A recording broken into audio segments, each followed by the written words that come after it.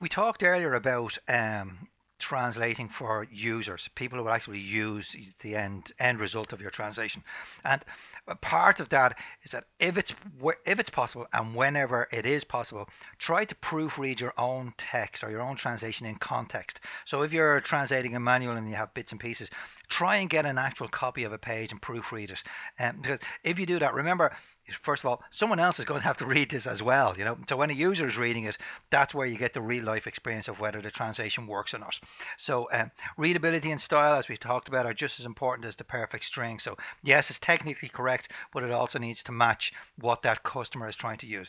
It can be difficult doing this sometimes in software, for example, because sometimes you get a lot of software strings and you have to translate them, not knowing what the application is going to look like, and that the dialog boxes or the screenshots may not be available for a couple of days until after the translation is delivered back to the customer, because they've got to load up the strings, rebuild the software, and then give you screenshots. So that's something just to be aware of. If you can read and proofread in context, do so.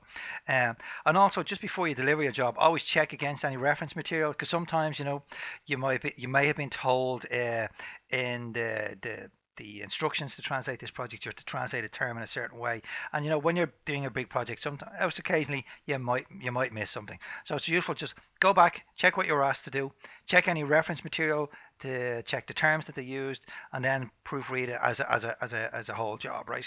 The sort of tip, if it's possible, not always possible, but finish the job the next day.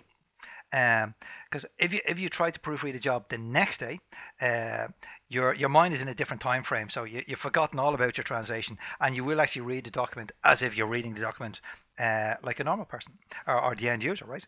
And it does actually improve the quality of a document, because sometimes when you're in the middle of a translation project, you don't see the wood from the trees, so to speak. So you may be focused on certain terms or certain phrasing, but it's the next day when you go back and you go, oh yeah, that's much better. So if you can, leave it till the next day and proofread on the final day before delivering the project to back to ourselves.